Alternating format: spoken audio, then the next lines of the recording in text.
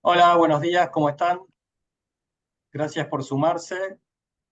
Hoy la Comisión de Derecho Tributario y Aduanero del colegio tiene el gusto de contar con eh, un encuentro integrado por dos expositores de excelencia, que son Gustavo Zunino y Juan Cotter, a quienes les agradecemos enormemente el haber dedicado su tiempo para organizar este encuentro sobre ventas trianguladas, valor en aduana y aspectos infraccionales, deudas en dólares ajustadas con intereses para pesos, temas que son de muchísima actualidad e importancia y donde entendemos que los que se suman a este encuentro están ávidos de aprender y de saber un poco cómo abordar estos temas.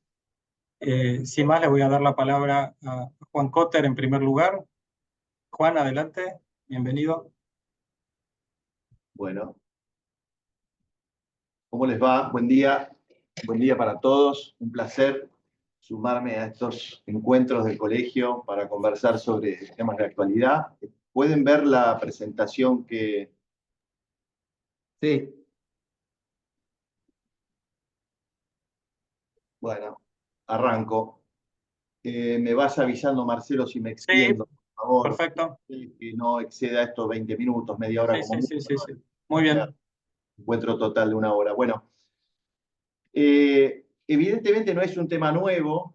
Lo que lo hace de actualidad es que este año tuvimos un fallo de corte sobre este tema y un dictamen el mes pasado, Pioneer, y el mes pasado tuvimos un dictamen de la Procuración en el caso Maltería Pampa, con lo cual ha vuelto a revivir como tema de actualidad académica. Semana pasada se habló de esto en la asociación, en el Instituto de Estudios Aduaneros, también en el Colegio Público. Digamos, un tema que ha vuelto a cobrar plena vida porque tanto el máximo tribunal como la procuración se han ocupado de este tema. Evidentemente es un tema que tiene un mix de una impronta local muy marcada y una impronta internacional. La local tiene que ver este, con el problema que tenemos desde hace mucho tiempo en la Argentina con el acceso a con la balanza de pagos y con las divisas, ¿no? Ciertamente en los últimos 15, 20 años ha habido problemas con la balanza de pagos y esto ha generado que haya distintos tipos de cambios y han aparecido problemas en las empresas en la demora del pago de sus productos de importación, en la demora del pago de las regalías, y aparecen también dificultades para el pago de dividendos. Y esto, evidentemente, ha generado o producido un aumento de la creatividad de muchos financieros o de tesorería de las compañías, este, que eso claramente es un tema local, producido por los problemas de la balanza de pago. Y después, indudablemente, hay un tema que tiene más que ver con el contexto internacional. Hoy el modelo de negocios está sustentado en las traders, tanto en importación como exportación. En la El que Argentina mandó Mati. tiene más que ver con la exportación de productos primarios, sobre todo del complejo de agronegocios, hidrocarburos y minerales en general, y también en importación de producto terminado en general de consumo masivo, ¿no? En este modelo, el todo prevalece sobre las partes y se habla de ganancia global y de vuelta acá con una impronta local, porque en el mundo todo este tema tiene más que ver con una discusión del impuesto a la renta con precio de transferencia. Evidentemente, en Argentina, la aduana aparece con un músculo distinto por estas latitudes o con la impronta de los administradores y aparece entonces con mucho rigor el rol de la aduana en el control de este tipo de operaciones, de triangulaciones. Y aparecen nuevas tendencias de control, el control inteligente, la base de datos que está online, ya no tienen que pedir información, sino que la tienen los funcionarios muy a mano, que a partir del sistema Indira, con ciertos países, todo lo que es triangulación, se ven las diferencias de precios el mismo día de la fiscalización. Y aparece hace muchos años este tema que lo recordarán porque estaba en los medios, ¿no? El Procter & Gamble con la suspensión de los quit, con la inhabilitación para operar, con lo cual, por eso hablábamos del músculo de la aduana, ¿no? Este tema podría ser un tema impuesto a la renta, pero también la participación de la aduana le generaba un poder total porque con la suspensión del quit paralizaba la compañía, ¿no? Con todo lo que con todo lo que eso tiene. Y también en sus orígenes había muchas denuncias de contrabando, sobre todo la operación de trader vía Uruguay, con un markup de distintos niveles porcentuales. En general, esos sistemas fracasaron, más allá de los dolores que generan mientras tanto, las causas penales, salvo alguna excepción, no prosperaron. Lo mismo pasó con las suspensiones de la quit. Y entonces aparece una nueva variante de esta discusión que tiene que ver con la discusión ya no a nivel penal, sino a nivel infraccional, y aparece entonces la figura de la declaración inexacta. Claramente existe un interés de los gobiernos, y especialmente de Argentina, en fiscalizar este tipo de operaciones. Claramente también hay que entender que hay distintas oficinas del Estado, aquí DGI, DGA y Banco Central, con competencias específicas cada una de ellas para fiscalizar este tipo de operaciones. No siempre estas oficinas tienen el mismo interés, te diría que en algunos casos tienen intereses contrapuestos, lo que lo hace al tema aún más complejo, que tiene que ver compatibilizar los intereses de estas distintas oficinas.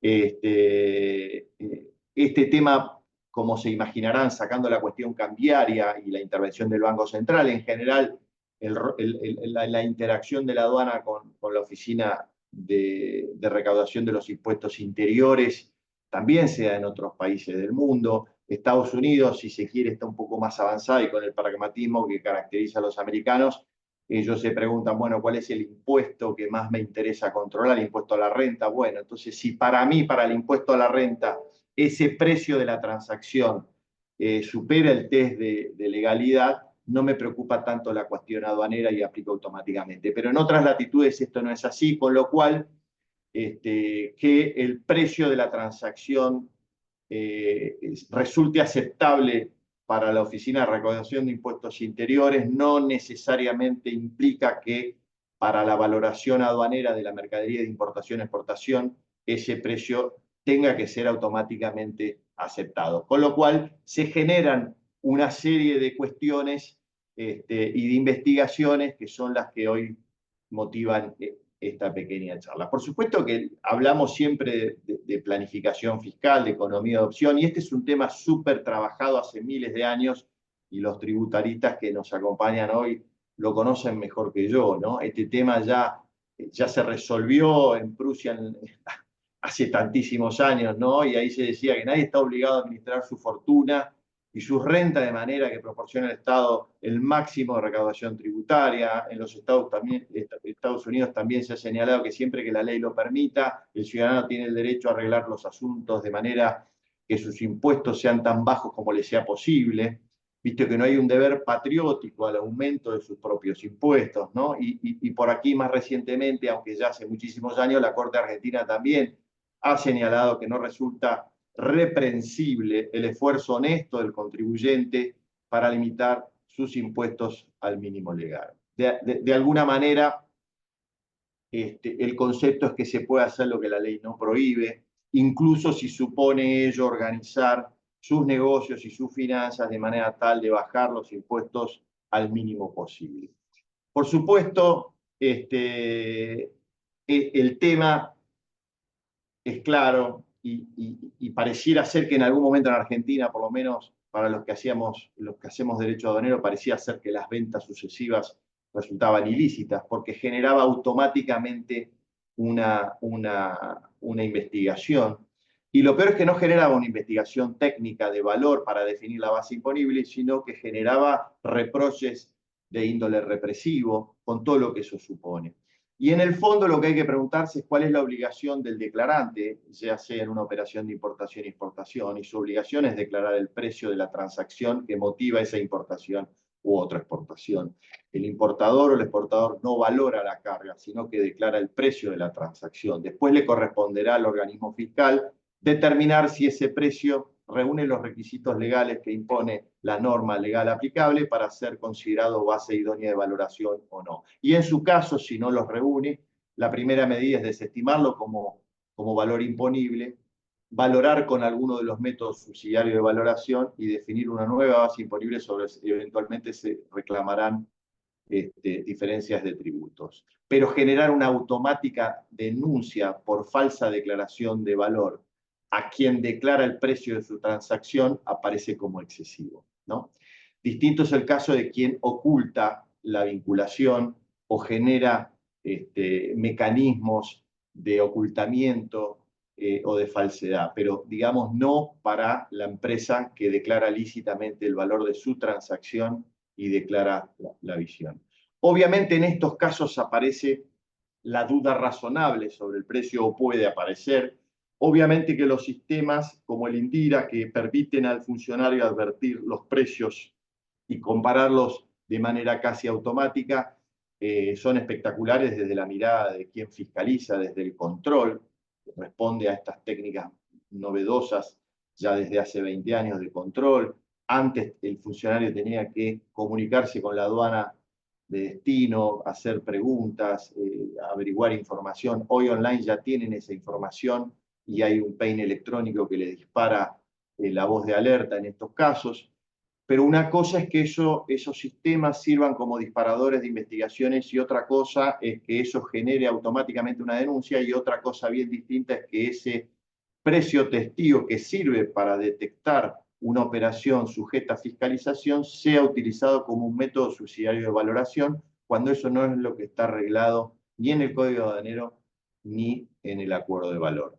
De manera tal que sobre esto es lo que hay que conversar y este es el kit de la cuestión. La fiscalización aduanera no tiene que ser o transformarse en una desestimación automática en casos en que el precio resulte distinto a otros valores comparables, porque en importación el acuerdo de valor no impone que un precio que pueda tener uno similar más bajo deba ser desestimado y tampoco se impone que la vinculación sea motivo suficiente para la desestimación del precio. Entonces, ojo con estos sistemas que están conformados para detectar operaciones que merecen ser fiscalización, pero no para que automáticamente se haga una denuncia y mucho menos para que automáticamente se utilice ese valor testigo como método subsidiario de valoración. Lo cierto es que aquí es clave, que es estas investigaciones, cómo se hacen, cómo son los protocolos.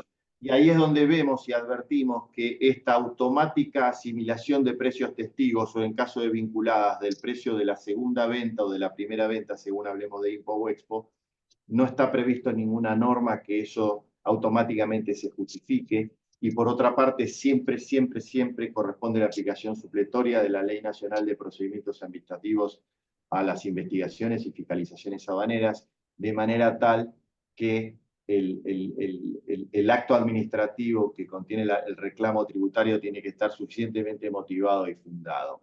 Es importante traer a colación aquí el último caso en donde la Corte se ocupó del tema de valoración aduanera saltando Pioneer, al que vamos a llegar en unos minutos, que es el caso YPF, que era un caso de exportación de valor de gas natural. Allí la Corte se hizo muy fuerte en cuestiones que hacen a la falta de fundamentación y motivación suficiente del acto administrativo, lo que es un llamado de atención a los protocolos de trabajo en las áreas de fiscalización a la hora de fundar debidamente por qué corresponde desestimar el precio de transacción como base imponible y cuál es el método subsidiario que utilizo, por qué lo utilizo y sobre qué parámetros. Y si es en importación, en el orden decreciente de imposición con el efecto cascada que prevé el acuerdo. Y además, también deberíamos acordarnos del fallo Solá y entender que este cargo debería soportar el brillo no solo de legalidad, sino de razonabilidad. Y aquí Me detengo en un ejemplo. Los días pasados estaba trabajando, ya no me corro de triangulación en un caso de valoración, era un producto commodity, era un producto primario, era un caso de exportación, y analizando en Gnosis y en los sistemas probatorios para poder defender mi valor de venta al exterior sobre la base de los valores comparables de otros competidores, advierto que en ese mes había 150 operaciones del producto ajustado y en realidad la aduana había hecho cargos a 140 operaciones. Quiere decir que ajustaba 140 operaciones con valores comparables similares a las 10, asimilando el mayor valor de las otras 10. Ahora, ¿cuál es valor mercado? ¿El valor alto de las 10 o de las 140 ajustables? Esto es a lo que me refiero cuando hablamos de la razonabilidad que tiene que medir en estas, investigaciones. Por eso entonces hay que diferenciar lo que es el análisis técnico sobre el valor, sobre la definición del valor imponible, y otra cosa es la denuncia automática por infracción o delito aduanero.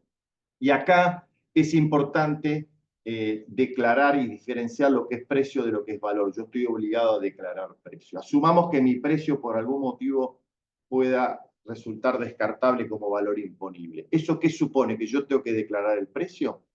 ¿O tengo que declarar algo distinto? ¿Cuál es la conducta debida? ¿Cuál es la conducta diligente de un buen hombre de negocio? Si no declaro el precio, ¿qué tengo que declarar? ¿Un valor de mercado? ¿Cuál es ese valor de mercado? ¿Sobre qué criterio defino cuál es el valor de mercado? ¿Y esa definición es objetiva o es subjetiva? ¿Y bajo qué parámetros debe regirse? Porque en realidad mi obligación es declarar el precio de la transacción y declarar que hay una vinculación. Yo no estoy capacitado para entender cuál es el valor comparable, ni tengo un protocolo que me imponga la AFIP para definir cuál es el valor comparable y cuáles son los valores que tengo que considerar a ese efecto. De manera tal que resulta complejo asimilar la razonabilidad de que se me aplique una sanción de índole represivo, cuando en realidad yo cumplo con mi obligación, que es declarar el precio y declarar la vinculación, por una discusión técnica, que es que ese precio pueda resultar inferior a otro comparable, cuando en realidad es probable que en ese mes existan 10 o 15 más precios comparables, ¿no? Con lo cual, aunque yo quisiera declarar otro precio, no sé cuál es. Y en el caso de las vinculadas, si se cuestiona este precio y la aduana quiere valorar por el precio de la siguiente venta en el esquema de ventas sucesivas, pareciera ser que si yo declaro un precio distinto de la venta de la que soy parte, tendría que conocer ese precio, al cual probablemente no conozco, y si lo conociera, al revés, yo creo que la aduana estaría más en condiciones de denunciar mi conducta porque no declaro el precio de mi transacción, sino que declaro el precio de una transacción de la que no soy parte. Y esa no es mi obligación. De manera tal que en el fondo lo que tenemos que entender es cuál es la conducta esperable, cuál debe ser mi obligación y si la cumplo o no la cumplo, porque el código es claro al establecer que no merece sanción quien cumple con las obligaciones a su cargo. El tema es complejo y en el fondo la guía debe ser el principio de legalidad, y el principio de legalidad me obliga a declarar el precio, no a valorar. Yo no valoro, el que valora es la aduana. De manera tal que si mi precio es exacto y yo lo acredito con la certificación contable, con los asientos contables de la compañía, ese precio va a ser exacto, nunca va a ser inexacto, aunque pueda no resultar aceptable como base de tributación, y es una cosa bien distinta. La mirada de la Corte, Pioneer, es un caso de operaciones de importación. Hay una triangulación y hay vinculada. Se constató que los precios de importación declarados se corresponden con los pagados a su vendedor. No prosperó la posición de aduana de considerar el precio de la venta anterior. La Corte tuvo especialmente en cuenta el comentario 22.21 del Comité Técnico de Valoración, que establece que en caso de ventas sucesivas corresponde estar a la última venta que se produce antes de la importación.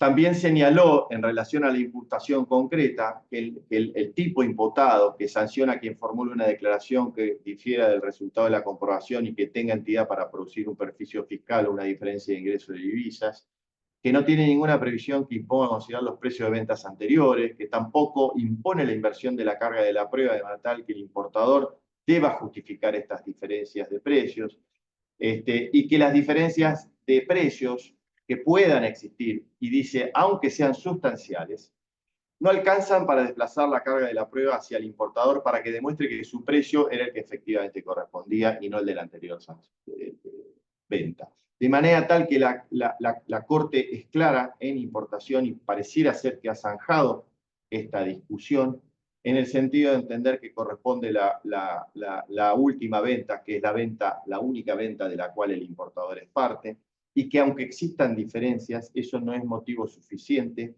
para trasladar la responsabilidad de la prueba del precio lícito, entendiendo entonces que se impone a la aduana demostrar que eventualmente hay una falsedad ideológica con esa factura, que hay un ocultamiento de algún dato que puede justificar una imputación de índole represivo, cosa que en el caso no se había hecho.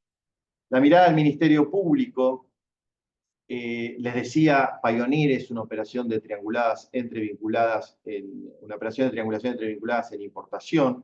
En exportación, el caso que parece ser más avanzado es Maltería Pampa, tiene un dictamen del mes pasado de Laura Monti. También estábamos hablando entonces de triangulaciones vinculadas a exportación. Se constató también en este caso que los precios de exportación declarados se corresponden con los percibidos y asentados contablemente. Y no prosperó en este caso la posición de la aduana de sostener la segunda venta que tenía un marcado. A juicio de la procuradora, la constatación de que los precios declarados se corresponden con los facturados y registrados contablemente eliminan toda posibilidad de la configuración de la infracción imputada, visto que no se configura la diferencia entre lo declarado y el resultado de la comprobación. Esto es importante porque fue muy categórico el dictamen. Por otra parte, entendió que la aduana no había alegado ni probado que la diferencia de precios hubiera influido en el valor de la venta, no indicó fundamento alguno en función del cual el precio de la primera venta debía ser descartado y no pudo imponerle, y señaló también que no se le puede imponer al exportador la carga de acreditar que la diferencia pueda no ser prueba suficiente. En el fondo, me parece que hay varios temas que vienen atrás de esto, que es quién debe probar qué. Esto viene a cuenta de la carga dinámica de las pruebas en sentido inverso, si se quiere, porque es una teoría que ha sido desarrollada para proteger al débil, y acá pareciera ser que en términos de manejo de información el débil no debería ser nunca el importador o el exportador, sino el Estado, que tiene todas las herramientas para probar las diferencias de valores y para hacer todo el research y las investigaciones que pudieran resultar necesarias para hacer una investigación. Pareciera ser que la mirada del Ministerio Público sigue la línea que se siguió en los 90 en el caso YPF, cuando hablábamos de valoración de exportación del gas.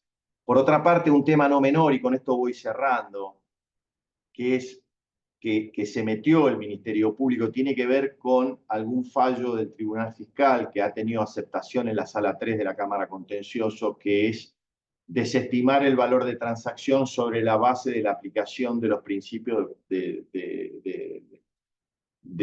precio de transferencia. Sobre este punto, el Ministerio Público se hizo fuerte y entendió que no correspondía esta integración legal del código con la ley de impuesto a las ganancias, existiendo una norma de valoración específica en el Código Aduanero. Entendió que esto violentaba el 18 de la Constitución, contenido en el 894 del Código, y también la prohibición por analogía.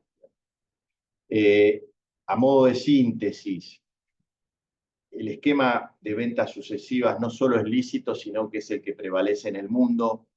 Como les decía, las estadísticas de la OCDE son elocuentes, casi el 70% del mundo tradea. La planificación fiscal y la economía de opción son conceptos ya instalados con los que hay que aprender a convivir. Por supuesto, hay que diferenciar la planificación fiscal de la nociva y de la manipulación de precios. De manera tal que se impone la acción decidida de los estados, sea cual sea la oficina. Es clave en Argentina definir responsabilidades de la DGI, de la aduana y del Banco Central. Y en el fondo, en estos casos, en tanto exista una declaración exacta de precio comprobable por dato duro y que se declare la vinculación, parece que la discusión debería ser técnica. Si aparece algo más, pero no de manera masiva, deberíamos escalar la discusión, ¿no? Bueno, espero que haya sido de interés y cumpliendo a rajatabla el tiempo, estoy viendo que son y 29, doy por terminado, Marcelo, por lo menos por esta primera etapa, no sé si después va a haber preguntas o lo que sea, así que gracias a todos por la paciencia. Impecable, Juan. Sí, claro que fue de mucho interés, muy completo, muy actual. Eh, la verdad es que siempre es un gusto escucharte y de verdad que estamos siempre aprendiendo de vos, que muy generosamente nos compartís tu experiencia y tu conocimiento. Bueno, le damos lugar entonces ahora a nuestro segundo expositor, también de lujo, Gustavo Zunino. ¿Cómo estás? ¿Cómo Bienvenido. estás? Un gusto tenerte y te escuchamos con atención. Bueno, quiero compartir pantalla, a ver si lo logramos, sí. Eh, en los últimos tiempos he visto reiterados fallos del Tribunal Fiscal y de la Cámara Federal que aplican los intereses del artículo 794 del Código Habanero, tanto a deudas en moneda extranjera, en dólares, como también en pesos actualizados por SER. Si bien la cuestión parece tener alguna vía de solución a partir del año, del 1 de agosto del año 2009, con una resolución de la Secretaría de Hacienda que discrimina la tasa de interés sobre capitales en pesos a capitales en dólares, lo cierto es que para todo el periodo anterior, y que desgraciadamente tiene actualidad porque son muchos los casos aún en trámite por periodos anteriores, se estaría dando una suerte de doble ajuste o doble actualización. Gustavo, discúlpame que interrumpa. Hay quienes Sí. están, Eliseo de voto entre ellos, ¿cómo estás, Eliseo? Está comentándonos que se ve la pantalla de Juan todavía. Yo estoy viendo la tuya, pero no sé. Podemos ajustar ahí. A ver qué debería hacer yo. O que Ricardo nos diga a ver si podemos hacer algún ajuste. Perdón, Es por la mejor que lo vean interrupción. a Juan que me vean a mí igual. No, hay que A lo dejar de mejor te lo dijo compartir porque estaba contento. la pantalla. Ahí está. No, falta dejar de Está, compartir la pantalla del doctor Cotter. ¿listo? A, a ver. Dejar de compartir debería ser. Y si lo haces vos, Ricardo, ¿no podés? No, porque no tengo el archivo acá. Ah, sí, Marcelo, hay otra opción. Arriba vas a donde dice View Options, sí. cliqueás y donde dice Share Screens, elegís a Gustavo. A ver. View Options arriba de todo, Share Screen, Yo la estoy y viendo, ¿eh? para los que siguen viendo a Juan. Ah, ok, Y ahí cliquean a Gustavo. claro. A ver si lo ven ahora. Se ve la del doctor Zunino. Ya está, gracias. Perfecto. Adelante, Gustavo, y perdón por la interrupción. No, por favor. Perdón, No, te decía estaba que tratando de hacerlo en mi aporte, pero soy bastante malo con la tecnología. Disculpa, Gustavo. no, está fenómeno.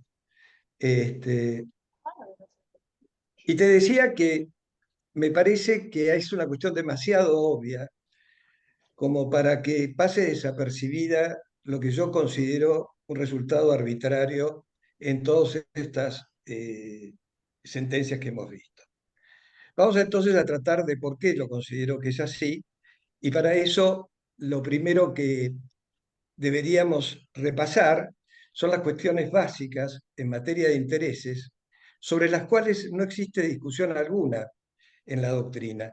Hay temas, y en la jurisprudencia también, hay temas donde se puede opinar, se puede tener una opinión disruptiva, pero esto no lo admiten estos conceptos de intereses porque hacen a la esencia del concepto. No caben aquí otras opiniones. Entonces, cuadra recordar que los intereses compensatorios son el rédito o la ganancia que produce el capital monetario y que los resarcitorios son aquellos que nacen como una indemnización tarifada que paga el deudor por el incumplimiento o tardío incumplimiento de la obligación debida. En todos los casos requiere la mora del deudor. Existe en el Código Civil la posibilidad de que cuando estos intereses son excesivos, los jueces los reduzcan. ¿Cuáles son los componentes de la tasa de interés? Se dice que la tasa de interés es pura cuando está constituida por el valor de la rentabilidad del capital, es el interés compensatorio, también por el valor de la indemnización del daño derivado de la mora, y también está compuesto por otros elementos que usualmente se los denomina escorias o resacas, que son los costos financieros, los costos operativos, las cargas tributarias, la depreciación monetaria, el riesgo de otras naturalezas que pueden existir en la economía. Ninguna duda cabe que la inflación es un componente de la tasa de interés. Decía que las sentencias se basan en el artículo 794 del Código Aduanero, para lo cual creo que es necesario recordar, porque pasa desapercibido muchas veces, cómo estaban reflejados los intereses resarcitorios en el Código Aduanero. En el Código Aduanero de 1981, los intereses se liquidan solamente sobre capitales expresados en moneda nacional de curso legal. En todos los casos, regía la actualización de precios, la actualización del capital por vía de la aplicación del índice de precios mayoristas nivel general. La tasa de interés era fijada con carácter general por la Secretaría de Estado de Hacienda y la mora se producía al vencimiento del plazo de la intimación o bien, en el caso de los tributos que hubieran gozado de un plazo de espera, por el vencimiento del plazo de espera. Sería el único caso de mora automática que nos traía el Código Aduanero. Pero me interesa recordar estos conceptos, ¿no es cierto? Que se aplicaban sobre capitales actualizados y siempre sobre moneda nacional de curso legal. Pues bien, la actualización monetaria, es necesario remontarnos a los tiempos que se aplicaba por periodos mensuales completos. Esto significaba que si la mora comenzaba el día 15 de un mes y terminaba en un mes determinado, había periodos en los cuales no estaba alcanzado el ajuste del capital por el índice de precios. Esto hacía, a su vez, al finalizar el periodo de mora, no se conocían los índices de inflación sino hasta el penúltimo mes anterior. Esto hacía que siempre había un periodo de la obligación donde no regía la actualización monetaria, donde no se aplicaba la actualización monetaria. Entonces, ¿qué ocurría? Era necesario cubrir esa etapa donde no existía actualización monetaria por una tasa de interés diferente. Nacen allí, desde siempre en nuestra legislación aduanera, y aún antes del Código Aduanero, por el artículo 96 de la Ley de Aduana, la aplicación, diría, sistemática de tasas de interés sobre montos actualizados y tasas de interés sobre montos no actualizados y no actualizados. Tenemos así que en ese periodo las deudas en pesos dependían mucho de la tasa de interés de la inflación y variaba de mes a mes. Yo acá tomo algunos ejemplos. 30% en abril de 1985, 12% en marzo de 1987, y en junio de 1989 y enero de 1990 fue del 156% mensual. Las deudas en pesos actualizados, a diferencia de las anteriores, se mantenían de una manera estable. Desde el 24 de julio de 1989 fue del 1% y en el periodo pudo variar entre el 0,75 y el 2%. Creo que entonces queda claro lo que me interesa rescatar de este capítulo, digamos, es que siempre en el Código Aduanero, en su origen, convivieron tasas de interés sobre montos actualizados con tasas de interés sobre montos no actualizados. Este es un concepto básico en la economía del 794, porque la actualización monetaria venía por el 799 del Código Aduanero. El Código Aduanero no preveía tasas de interés en dólares, pero se fue generando por una aplicación reglamentaria el reconocimiento de una tasa en dólares para el pago de reintegros con atrasos. En la economía del código estaba hecha por actualización de precios mayoristas a nivel general, pero en la ley de promoción a las exportaciones se ajustaban por dólar. En consecuencia, se optó por un criterio práctico y se le reconoció a los exportadores una tasa que varió entre el 0,75 y el 1% mensual. Esto fue así rigió durante 10 años. En el año 91 se dicta primero en febrero la ley 23.905 y la ley 23.928 de convertibilidad. Son dos normas que influyen en la aplicación de la legislación aduanera, pero no integran el Código Aduanero. Se eliminan, como ustedes saben, todas las normas que preveían la actualización monetaria del Código Aduanero y se establece que los tributos que gravan las importaciones y las exportaciones se determinan en dólares estadounidenses. En un principio existió una discriminación entre las tasas de interés para deudas en pesos y para las deudas en dólares. A medida que fueron convergiendo el valor del peso con el dólar, se aplicó la misma tasa. Y también se preveía, ustedes recordarán, que la tasa a favor de los particulares era la misma para las repeticiones que para los créditos de aduana. Esto fue así hasta la resolución 310 del 96, a la cual no me voy a referir porque muchos autores, entre ellos Juan, han criticado o han examinado esta cuestión y es un tema que por ahora es ajeno a esta charla. Llegamos así hasta el año, sin que existan controversias en cuanto a la aplicación de la tasa de interés, hasta el año 2000. En el año 2002 se dicta el decreto 214, se genera entonces 3 tipos de capitales sobre las cuales correspondía aplicar las tasas de interés. Las deudas en pesos ajustadas con SER, las deudas en dólares y deudas en pesos no ajustados. Las tasas de intereses no previeron una aplicación diferente para cada uno de esos capitales. Y según el periodo, fueron del 2, 3 o 4% mensual. Y se dicta aquí una resolución en el año 2012, la resolución 3271, que en parte, y solo en parte, establece lo obvio, que las deudas en dólares se convierten a pesos al día anterior a la fecha del pago. Era, por otra parte, lo dispuesto por la ley 23.905. Establece un tema, ahí vi una presentación, perdónenme, me distraje con un mensaje de Jonathan y ahora soy yo el que la está viendo a Juan, pero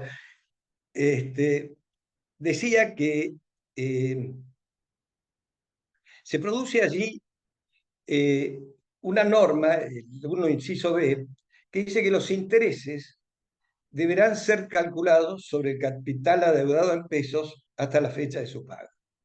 Esta norma podía interpretarse de dos maneras. ¿Cuál es el capital adeudado en pesos? ¿El originario y sobre eso aplico los intereses? ¿O el monto de los pesos deberán ser también ajustados a la fecha de la liquidación. Prevaleció esta última interpretación y además estableció que corresponden los intereses sobre el capital recalculado, capital nominal más el ser. Es decir, a partir de esta resolución y de la interpretación que de la misma se hizo, se da este doble juego de ajustes. Se aplica la tasa de interés que estaba prevista para deudas del 7,94, recordemos pesos y pesos que podían estar actualizados o no actualizados, a deudas en dólares. Esta situación cambia a partir del 1 de agosto, del 1 de agosto del 2019, en que los créditos en dólares, como todos saben, pasan a ser del 0,83% mensual. Las deudas ajustadas por ser tienen tasas variables entre el 3, 4, 5 y 15% mensual, y deudas en pesos sin ser mismas tasas que las anteriores. Es decir, queda muy claro que el tema de las deudas en dólares tenían un tratamiento ajustado a la economía, o tendían a hacerlo, mientras que las deudas en pesos resultaba irrelevante si estuvieran ajustadas o no, y se les aplicaba la misma tasa de interés. Esto a primera vista parece algo que no debería ser admitido. Veamos entonces cuál es el criterio de la Corte Suprema respecto de la homogeneidad de las tasas y de los capitales. Si bien los casos que tenemos en análisis se refieren a intereses compensatorios y no a intereses resarcitorios, lo que importa, me parece, son los criterios para que no se establezcan desproporciones o desdoblamientos en cuanto a las deudas consideradas. En el caso de Algodonera Lavallol, que en realidad se refería a la tasa de interés que correspondía a tributar a un depósito judicial efectuado en dólares, se suscitó la cuestión porque el Banco de la Ciudad, que era el banco depositario, consideraba que la tasa del 12% era exageradamente alta, calculando la diferencia del spread entre la tasa pasiva y la tasa activa. Pero lo que es importante, me parece, es el criterio que se establece en el fallo, que dice: es errado pretender desdoblar la redolarización del capital y de los intereses a diferentes cotizaciones, lo que arroja un monto confiscatorio e irrazonable. Para fijar el monto adeudado se impone la homogeneización de los valores, lo que no habría sido cumplido por la Cámara. Este principio que se establece en Algodonera Lavallol es reiterado en otros casos de la Corte Suprema. Destaco el incidente de apelación con Banco Caseros Sociedad Anónima, en el cual la Corte señala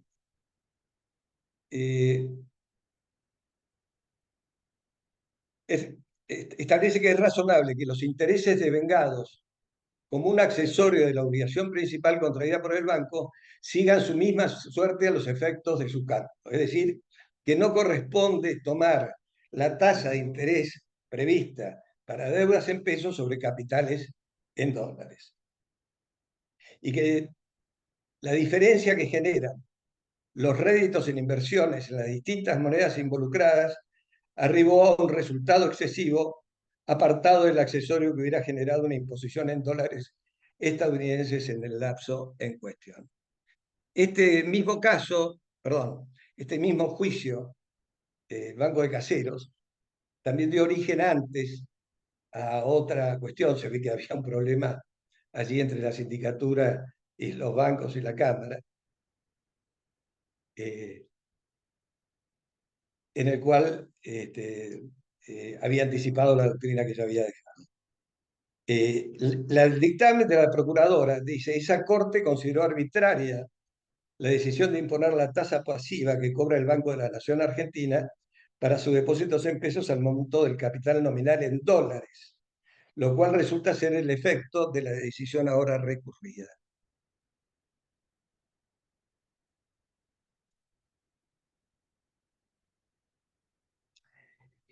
Eso es en cuanto a los dólares. ¿Qué ocurre con los intereses sobre capitales ajustados por SER? Se debe recordar que la tasa de interés del artículo 4 del decreto 214, que estableció el SER, ascendía entre el 5 y el 8% del capital nominal anual. Sobre esto, luego esta tasa fue objeto de modificaciones por algunas comunicaciones que yo cito, pero acá la Filmina tiene un error de transcripción porque es un caso, en realidad se está terminando por aplicar tasas de interés que pueden llegar a ser del 40% sobre el capital ajustado. Hay un fallo en masa en la que se ordenó la devolución de depósitos especificados con más un interés del 4% anual calculado sobre el monto resultado. Recientemente salió una sentencia en materia de juicio laboral, pero en realidad que no es tan aplicable, porque allí lo que se dice es que no corresponde aplicar el SER para los juicios laborales. De todas maneras, dice que la tasa de interés del 6% anual sobre créditos ajustados por SER parece excesiva. Debo aclarar que acá se reconoció una capitalización anual al momento del juicio que no es reconocida en materia tributaria, como ustedes saben.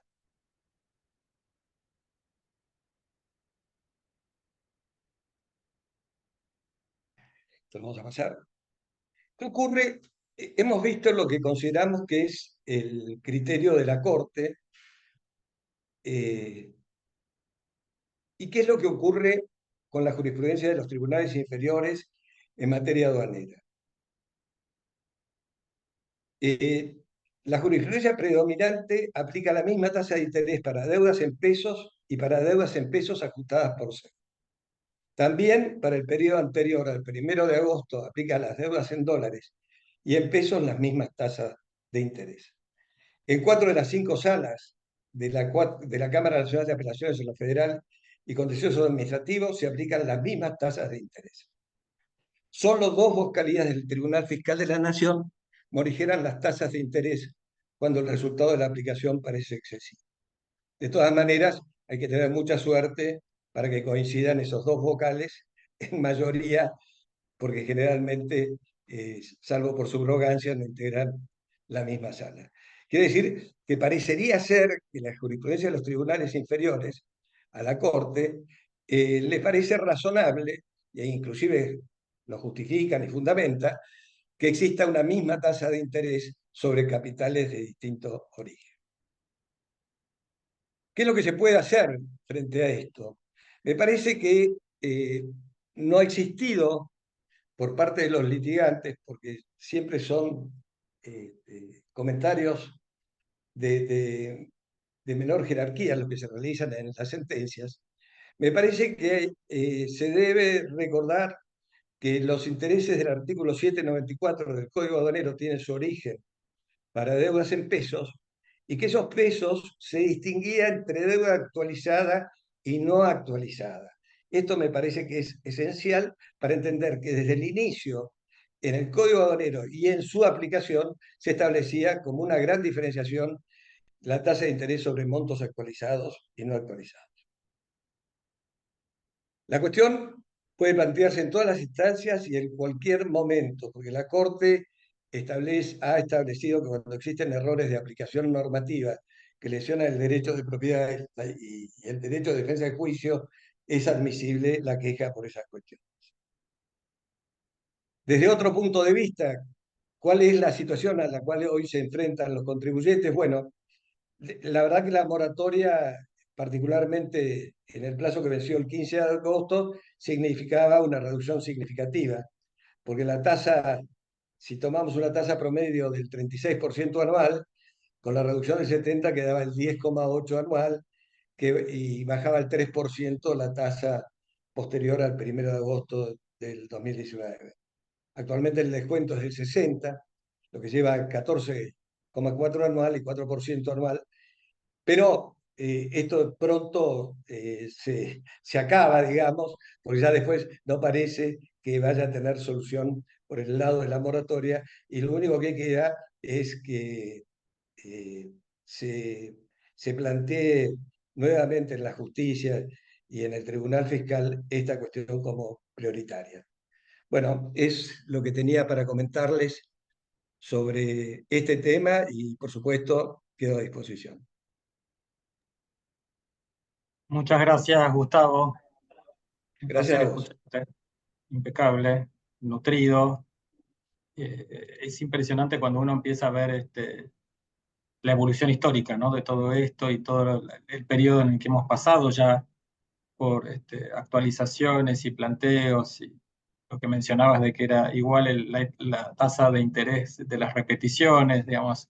Creo que hemos pasado por todas las situaciones, ¿no? Difícil imaginarse algo que no haya ocurrido en algún momento de nuestra historia, lo que va del siglo XX-XXI.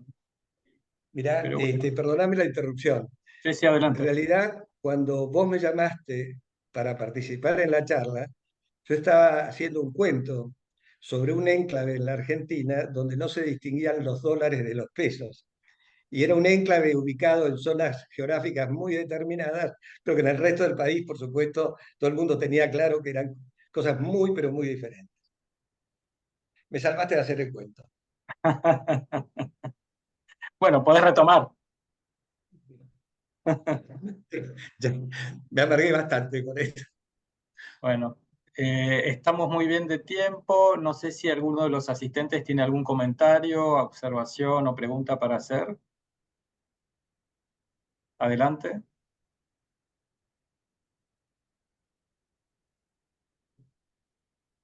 Bueno, por chat tampoco veo que tengamos ningún planteo. La verdad que ha sido muy, muy completo. Aprovecho un minuto para comentarle a todos los asistentes que siempre estamos a disposición y queriendo sumar profesionales que estén interesados y que quieran participar activamente de nuestra comisión, así que cualquiera de ustedes nos puede escribir y contactarse con nosotros. Es un gusto, la verdad, tener este tipo de espacios donde uno aprende tanto de la mano de estos profesionales, a quienes agradezco enormemente, tanto a Gustavo como a Juan. Y la verdad que dan ganas de seguir escuchándolos, vos ahí, Gustavo, y Juan también. Habrían temas, ¿no? Que mientras los iba escuchando pensaba esto requeriría de un espacio en sí mismo, ¿no? Que se van abriendo temas muy interesantes. Sin más, bueno, si no hay dudas, llegan los agradecimientos que suscribo. No lo alargamos más, la verdad que han cumplido con el horario, con el contenido de una manera increíble y ha sido un honor tenerlos. Muchas gracias. Nos estamos viendo. Gracias, Muchas Juan. gracias, Juan, Gustavo. Muy bueno. Placer. Gracias, Marcelo. Gracias a toda la comisión. Un Muy abrazo. bueno. Muchas gracias. Saludos. Bye.